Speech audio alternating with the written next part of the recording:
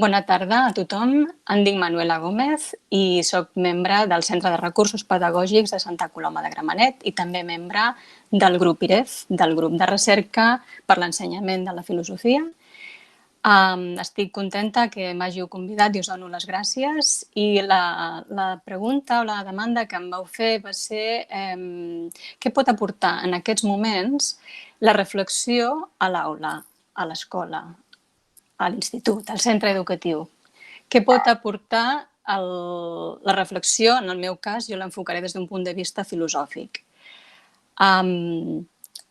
Començaré per dir que quan reflexionem, el que intentem de fer és aclarir el nostre pensament. És a dir, intentem pensar sobre el nostre propi pensament per tal de comprendre millor el món que ens envolta, la relació amb els altres i també a nosaltres mateixos. Si partim d'aquest punt de vista per el que entenem sobre reflexionar, pensar sobre el propi pensament, quan mirem d'aclarir-nos, quan mirem d'entendre, quan mirem de comprendre el món que ens envolta, jo diria que això d'entrada té un valor i un paper molt important quan parlem d'educar els infants. En quin sentit? Quan volem fomentar la capacitat reflexiva en els infants i en els joves, un dels supòsits i dels objectius és que ensenyar implica ensenyar als joves i als infants a pensar, a repensar temes que no han estat pensats abans o que necessiten ser repensats. És a dir, posar-los a pensar junts com a singulars per construir un món comú. Aquesta idea és una idea que la trobarem a moltes persones que filosofen. Per exemple, Marina Garcés l'ha desenvolupat molt bé amb la seva idea d'educar com a emancipar. Un altre supòsit és que problematitzar la realitat, és a dir, fer preguntes que ens permetin investigar possibles respostes des dels diferents sabers, des de diferents llenguatges que hem desenvolupat, des dels llenguatges artístics, des dels llenguatges científics, des del llenguatge filosòfic, evidentment, és una manera de treballar la capacitat de pensar de manera crítica, problematitzar, qüestionar allò que ens ve donat, que ens ve preestablert, potser descansa en uns supòsits no qüestionats, potser descansa sobre uns valors o dona per suposat uns criteris que cal tornar a revisar. Per tant, el segon punt seria problematitzar la realitat. És un aspecte important quan portem a la reflexió a l'educació. I un tercer aspecte seria no quedar-nos amb els fets en educació, parlo d'educació en sentit ampli i el sentit escolar, sinó anar més enllà dels fets, a trobar quin sentit tenen els fets. No quedar-nos amb les informacions, amb les dades, amb les unitats mínimes d'informació, sinó plantejar-nos quina conseqüència té acceptar certs fets com a veritables, què donen per suposat, quines implicacions tenen aquests fets, on es fonamenta el coneixement sobre aquests fets. És a dir, no quedar-nos amb les dades, sinó amb allò que les dades ens diuen, què signifiquen, quina relació tenen amb la vida de les persones, com ens ajuden a situar-nos millor en el món que ens envolta. Per què cal problematitzar la realitat quan parlem d'educació? En primer lloc, perquè si no la problematitzem, probablement el que farem és acceptar críticament continguts, no? Com hem dit ara, unitats d'informació. Aleshores, la filosofia ens empeny sempre a trobar sentit a l'experiència des de la nostra capacitat humana. I com és per la filosofia, per les arts, per les ciències, aquesta capacitat humana? Doncs és limitada, és finita. Per tant, la filosofia com a recerca, la ciència com a recerca, les arts com a recerca, són conscients de que el coneixement humà és fal·lible, és limitat i per tant ha de revisar constantment els seus supòsits. Fer això d'una manera sistemàtica, constant, incorporada a totes les àrees de saber de l'escola implica reflexionar. D'acord? I aleshores què té això a veure amb els infants? De dir, molt bé, això és el que han fet els filòsofs i les filòsofes tradicionalment, però això es pot portar a l'escola? Això es pot fer amb infants? Segurament, i ho sabem, totes les escoles que fan filosofia des de fa molts anys i tots els adults que estan atents al que tenen a dir els joves i els infants, sabem que els infants i els joves, com a recent arribats en aquest món, estan desitjosos de saber, estan plens de preguntes. Tots els infants que arriben de nou i necessiten situar-se en aquest món. Que els grans, aparentment, fem veure que l'entenem, que ens situem i que tenim clares moltes coses, perquè si no, no podrien funcionar. Però els nens tenen aquesta mirada i els joves que permeten qüestionar coses que tots donem per suposats.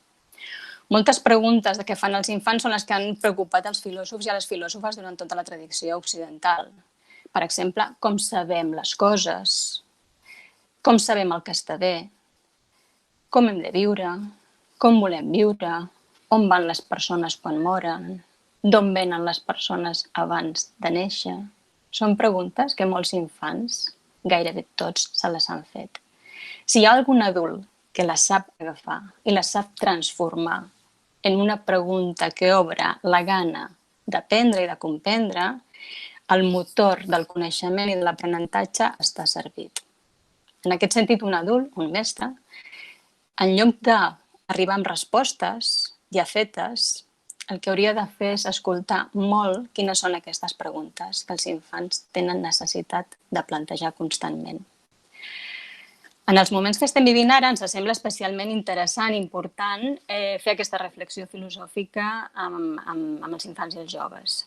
Tots han tingut una experiència pròpia, en la seva pròpia pell. No els hi han explicat què significa viure confinat, què significa no poder sortir al carrer perquè hem de posar el bé comú a davant del bé individual. Tots han sentit parlar de serveis essencials i de serveis no essencials. Tots han sentit parlar de que no tenim proves o evidències concloents per saber si un fàrmac ens podrà reduir la capacitat de contagi. És a dir, tots han sentit i han experimentat un munt de preguntes a la base de les quals hi ha qüestions filosòfiques de primera magnitud. Preguntes com ara, això, quina diferència hi ha entre el que és essencial i el que no és essencial. O, per exemple, quins valors hi ha al darrere d'una norma de conducta. O quin criteri ha de ser prioritzat a l'hora de pensar en un desconfinament. No? Com es prioritzen els criteris? Com sabem que un criteri és millor que un altre? Quin és el límit de la nostra llibertat individual? Quin és el límit de la nostra acció sobre la naturalesa? Totes aquestes preguntes, que són filosòfiques, són epistemològiques, són ètiques, són científiques, són preguntes que els infants ja se les fan. Aquestes preguntes no tenen una resposta única ni donada d'una vegada per sempre. Per què? Doncs probablement perquè els canvis són constants i ningú no té una resposta acabada. Cada generació, cada moment, cada canvi requereix tornar a preguntar-les una i altra vegada. És per això que pensem que la filosofia ha de fer part troncal del cor d'un projecte educatiu. Esperonar a pensar i a problematitzar. Jorge Wagensberg deia que quan tenim respostes noves, i les tenim, perquè des de la investigació les tenim, evolucionem. Però quan tenim preguntes noves és quan revolucionem. En aquest moment que estem vivint ara mateix, crec que toca assajar moltes formes noves de vida i de mirar. La filosofia ens permet obrir aquests interrogants sense cap més pressa que la d'aclarir-nos. Per tant, considerem que moltes de les preguntes que els infants estan a punt de fer i volen fer, realment seria molt bo de poder-les aprofitar ara mateix o quan tornin a l'escola. Molt bé, i com ho podem fer tot això? Perquè direu, això tan profund de filosofar i de reflexionar amb els infants, com ho pot fer un adult? Com ho podem fer els mestres a les escoles? A l'escola catalana, afortunadament, fa molts anys que s'ha apostat per portar la filosofia als nivells no universitaris, als nivells d'educació primària, infantil primària i als primers nivells de secundària. Quan filosofem amb els infants, una regla d'or del professorat és escoltar. Escoltar i escoltar. Quan escoltem els infants, els adults, els joves, ens estem interessant pel seu pensament. Per tant, els estem transmetent, indirecta i directament, que el que ells pensen és important. I això, per si mateix, ja és un exercici de pensament ètic, de pensament curós. Les seves idees importen. Alhora, els estem reconeixent el dret a la capacitat de pensar. No només de repetir, no només d'assimilar, no només d'obeir, no només d'adaptar-se, sinó la seva capacitat d'aportar idees noves i de construir des d'ells mateixos el seu propi coneixement. És una aposta, per tant, per l'autonomia i per l'emancipació del pensament. Per tant, els adults, els professors, escoltar molt bé els infants. Una altra manera, també, seria fomentar que els estudiants expressin les seves opinions, convidar-los a parlar, convidar-los a presentar els seus punts de vista, tot fent-los preguntes com ara què us ha sorprès d'aquesta situació que heu viscut, què no heu entès, què us agradaria esbrinar, heu tingut por, de què heu tingut por. Sovint la comprensió dissipa la por i el que volem és guanyar comprensió. Quan reflexionem, com hem dit, el que volem saber és quins supòsits tenen les nostres idees, en què ens fonamentem per dir el que diem, com podrien ser diferents els nostres punts de vista, ser capaç de corregir un punt de vista davant d'una evidència millor que la nostra. És a dir, és entrar en un moviment continu de revisió de les nostres maneres d'aprendre i de conèixer. És l'esperit de la recerca, en definitiva. També fer preguntes als infants i encoratjar-los a que ells facin les seves pròpies preguntes. Davant d'afirmacions potser generals, com ara els polítics no tenen ni idea, suposeu que els estudiants diguin això, o els científics estan molt perduts o no en saben prou, potser el mestre pot preguntar: cap científic no té ni idea? Algú té algun exemple d'algun científic que sí que hagi esbrinat alguna cosa? Hi ha graus de coneixement diversos en la ciència? Hi ha tipus de coneixement diversos? És a dir, fer preguntes o convertir, millor dit, les afirmacions dels estudiants en preguntes investigables des de la ciència, des de les arts, totes les formes d'art, la literatura, la poesia, les arts escèniques, les arts plàstiques, són formes d'indagació. I des de la filosofia, que és el motor d'aquestes preguntes. És a dir, en definitiva, es tracta d'evitar la dogmatització del pensament i convidar a la flexibilització. Convidar els estudiants a que donin raons de què pensen, que diguin com saben el que saben, encoratjar-los a comparar, a establir relacions entre un saber i un altre. Quan a l'escola mirem que els estudiants facin relacions entre els diferents sabers, de semblances, de diferències, de causes, d'efectes, de supòsits, d'implicacions, els estem ajudant a donar sentit als fragments aparents que cada saber aporta. Com deia Wagensberg una altra vegada, deia, quina culpa té la natura que hi hagi assignatures? És a dir, probablement s'han de convocar tots els sabers per comprendre un mateix fenomen. I ara tenim una ocasió d'or, perquè l'experiència que estan vivint els nostres estudiants, les nostres famílies i els nostres mestres són tractables des de totes les àrees. Només cal que tinguem les preguntes, i per tenir les preguntes hem d'escoltar-los molt i molt bé. I el mestre ha de saber fer bones preguntes que es puguin investigar. Podem respondre des de les matemàtiques, necessitarem la geografia, necessitarem la química, necessitarem la física, necessitarem les arts, necessitarem les ciències. Totes les àrees s'han de convocar en aquest moment. Però primer de tot hem de saber què pensen els estudiants, per què ho pensen i com podem ajudar-los a comprendre millor els seus interrogants. Es tracta, en definitiva, de no simplificar la realitat, sinó de tractar-la amb la seva complexitat. De no demanar que s'adaptin als canvis, sinó demanar que pensin com podem viure en un moment on no tenim clars ni amb certesa certes formes de vida que s'han posat en qüestió. Aquesta és una gran diferència entre entendre l'educació com a adaptació o l'educació com a pensar des del que no sabem, des de la incertesa, però conquerint seguretats dels coneixements que tenim a l'escola. Per acabar, us vull oferir, millor dit, idees, suggeriments que des del Centre de Recursos Pedagògics, tant el de Santa Coloma de Gramenet com em consta que en molts altres centres de recursos, oferim al professorat a l'hora d'assessorar-los o de pensar una formació que sigui més reflexiva. Una primera lectura que us recomano de com podem fer això de portar la filosofia, la reflexió filosòfica a l'aula, és un llibre escrit fa ja uns anys per Matthew Lipman, Anne Margaret Sharp i Frederic Oskayan, que es diu Filosofia a l'escola. Filosofia a l'escola és un llibret que està pensat per professorat que no és de filosofia, que no té coneixements previs de filosofia, però que vol indagar amb els seus estudiants qüestions filosòfiques. Ajuda a com conduir una discussió filosòfica, quin tipus de preguntes podem fer, com relacionem les preguntes ètiques amb les preguntes lògiques, com relacionem les preguntes de la ciència amb les preguntes religioses.